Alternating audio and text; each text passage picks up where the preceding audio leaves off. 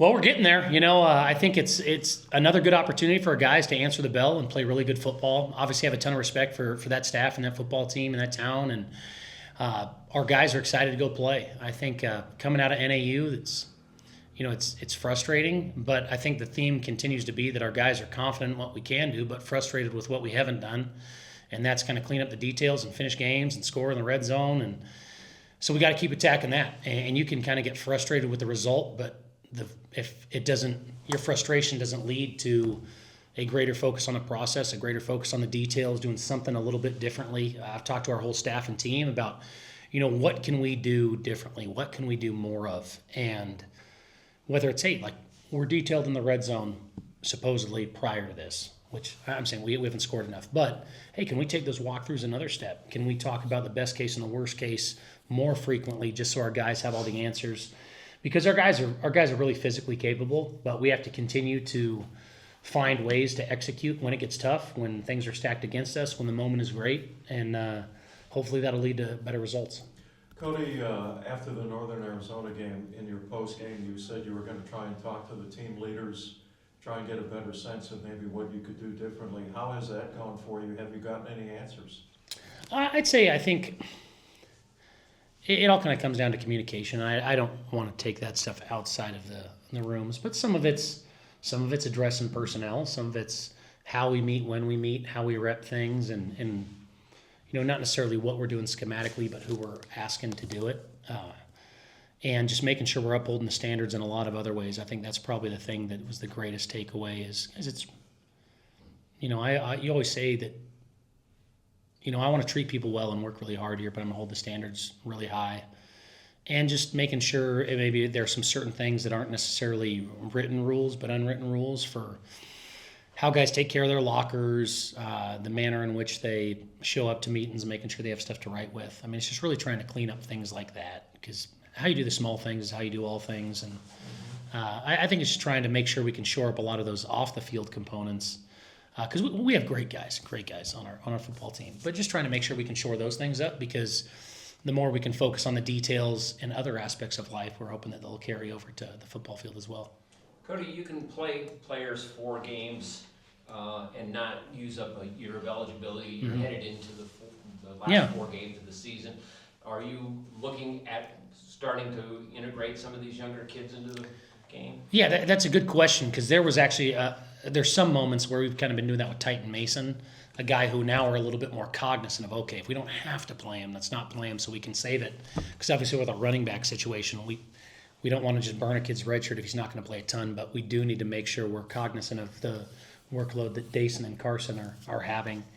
And then we have some other players on defense that I think we're really excited about that we'll start to integrate, even if it's not on offense and defense, at the very least in special teams.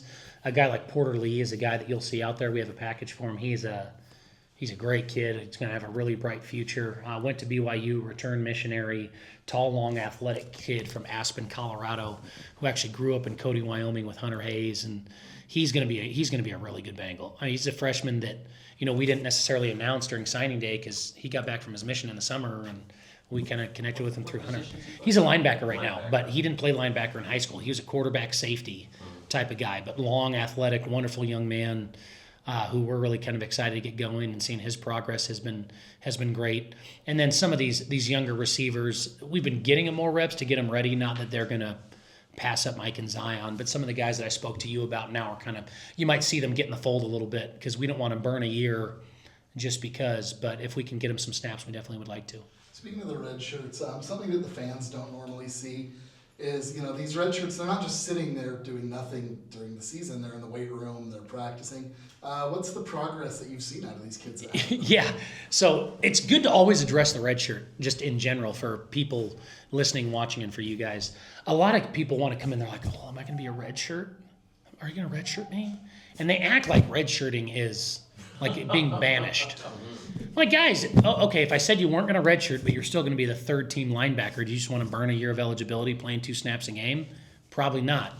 The benefit of redshirting is that you can have kids practice, they meet with you, and a lot of times we'll travel redshirt kids, even, especially if we're going to their hometown. We always try and bring, like, we have a lot of Northern California guys who will go with us to Davis. We had some Arizona guys who would go to Northern Arizona, et cetera. But the benefit there is you bring them in and then you immediately jump into off-season mode. So being a redshirt is really difficult because you don't necessarily have the carrot of playing time, but you're lifting, 3-4 times a week when other guys are lifting two times a week during the season. Because as other guys are on maintenance, stay healthy mode, these guys are on we got to build you mode. So if you're a freshman lineman, yeah, you got to go run scout team cards, but you also got to lift 4 times a week. So you're really sore. Those guys get asked to do a lot, but it's an incredible opportunity to jumpstart their development for that guys. So they really get 2 off seasons, even though 1 off season is during the season.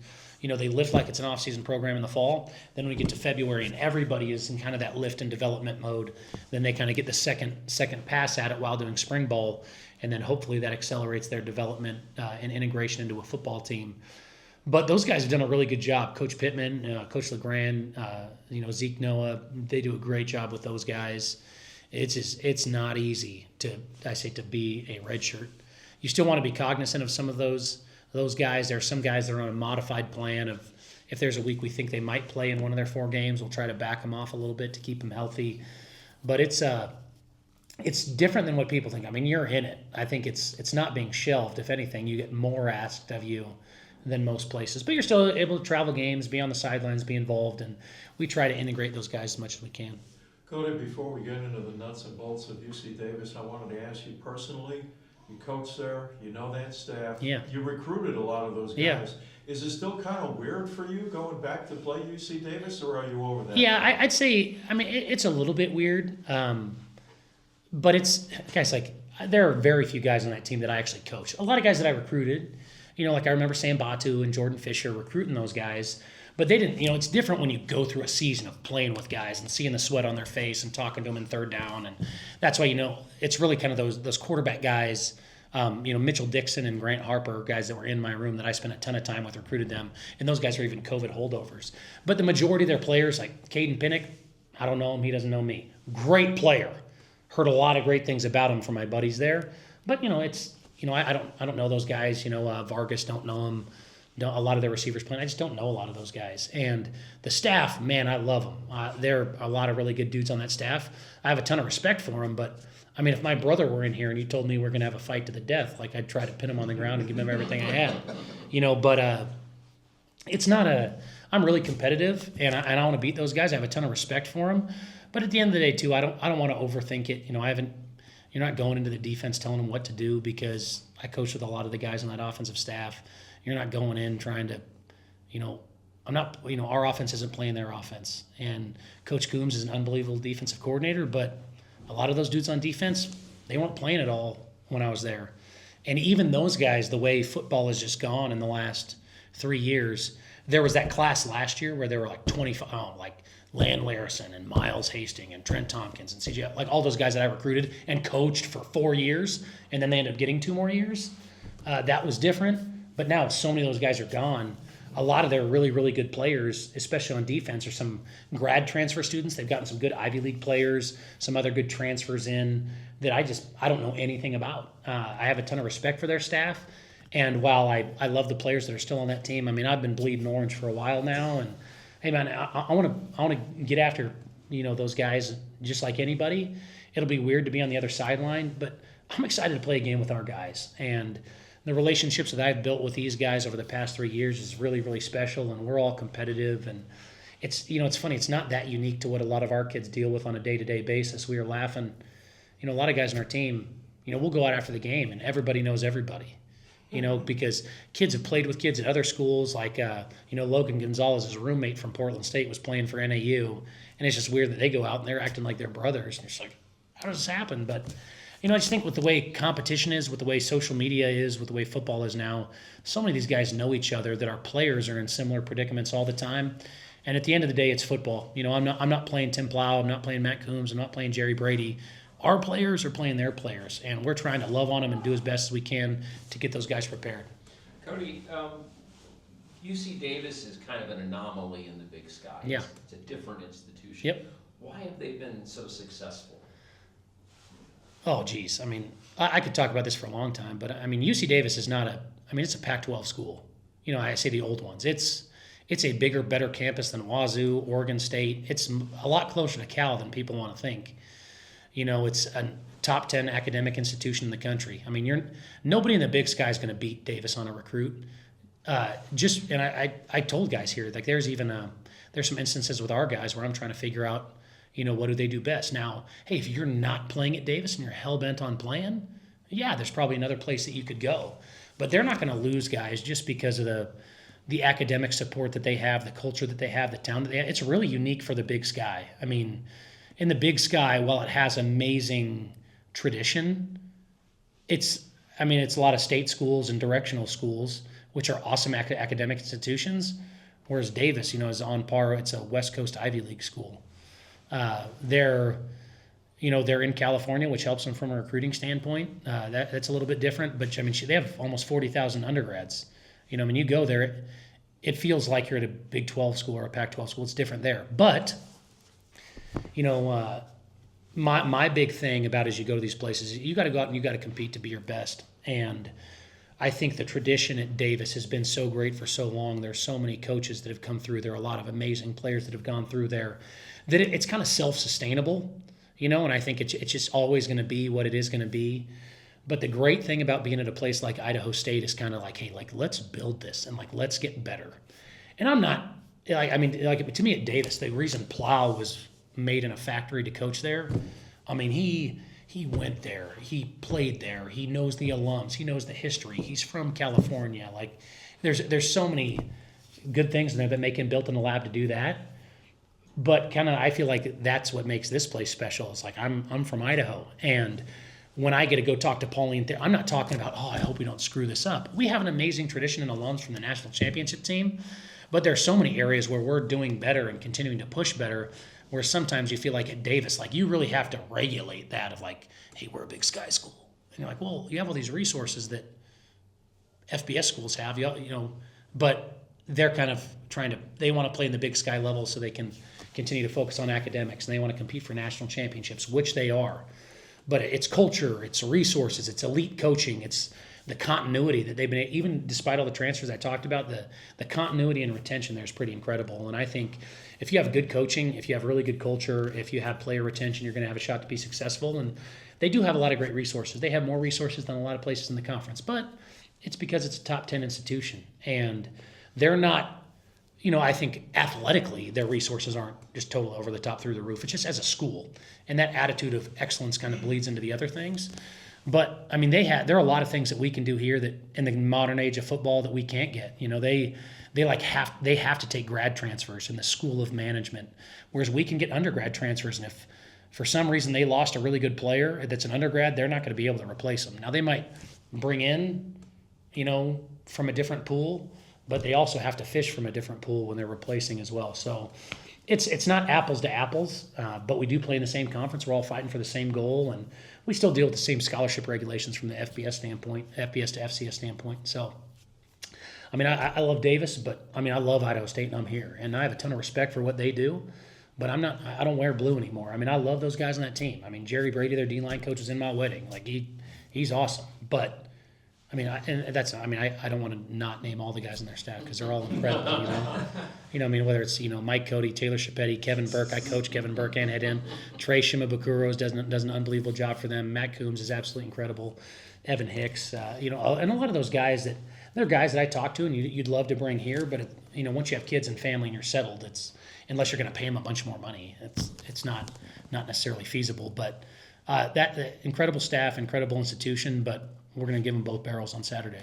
Tell me about Caden Pennick. I know he did not play last week because of an illness. I assume he might play this week. Tell me about it. Yeah, we're planning on him playing just because it's an illness. Now, the way California treats COVID, he might be in a hotel room for 14 days still. Like, I don't know what that protocol is.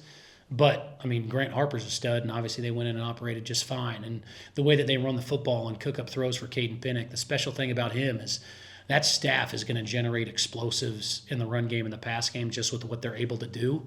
And then Caden Pennick has kind of been the straw that kind of stirs the drink, and he's created some extra zest for them. But, Grant Harper's a 6-year senior. I don't want to see him either. So Caden's a really good player. Obviously kind of falls in the mold of a lot of Davis quarterbacks where he's clearly a great leader and really accurate. But he's got a little bit more bounce to him than some of the guys that have played over there for the past decade. I mean, he can move a little bit and extend plays with his feet and create some problems. Does that mean, Cody, that you have to prepare for both quarterbacks because you don't know his situation? Yeah, just the situation. You're going to prepare for Pinnock and react to Harper. That's how it's going to go. Just because I don't necessarily think the offense, the play calls will totally change. It's just for how you react. And, Harper, the hefty lefty, love him, amazing kid. But, he's going to go out and operate the offense at a super high level. And, yeah, he may not necessarily be as elusive as Caden Pinnock, but he's going to operate that offense with the same level of efficiency, and he's going to get to the first, second, third in the progression. He's going to call the protections right. He's going to get after it, and he can rip it. I have a ton of respect for that staff and what they can do. I have a ton of respect for Grant Harper. That dude's a great player, but Pinnock is the guy that we're preparing for. Cody, you've traveled a lot this year. Yeah. How's the team reacting to the travel schedule? And it's a trip to California. Does that present any challenges, any opportunities for the team? Yeah, no, challenges and opportunities. So we've reached this weird stretch where we made it to our 8th game of the season in 2 bye weeks and played 2 home games. So you had 10 weeks with 2 home games, and then now we get to play 3 home games in 4 weeks. So it's definitely an interesting stretch here. But going back on the road, it's our last outdoor game of the year. It's supposed to be cooking there. I know they affectionately call it the oven, but it'll be a good place to go play. But I also know last time we went to Sac State, you had some guys that kind of lost their marbles and tried to be Superman. And I think guys maturing and playing within themselves is really, really important. You always have kids scrambling to try to get tickets, and you want to welcome the family as much as possible. I'm big on having family around. That's just how I operate. I don't want to hinder that and tell them they can't come to the hotel, but you do have to make sure guys understand there's a time and a place and that we got to go there and we got to play a football game. And probably the best thing you can do for your family and for your homecoming is to represent well on the football field, and it takes a great amount of focus to do that. So we're trying to keep the focus on our opponent. It's travel. Probably the hardest thing is that you have to, just the way Davis is, it's not real big. You got to stay 45 minutes away from the stadium, and if you had traffic, it could get worse. That's typical California for you. But yeah, it's a good opportunity to go play football. Going back to California, you deal with the tickets, trying to keep the focus on the game. And we got a lot of California kids. A lot of teams in the Big Sky do, but it's another game for our guys, and we'll love on them and try to keep them focused as best as we can.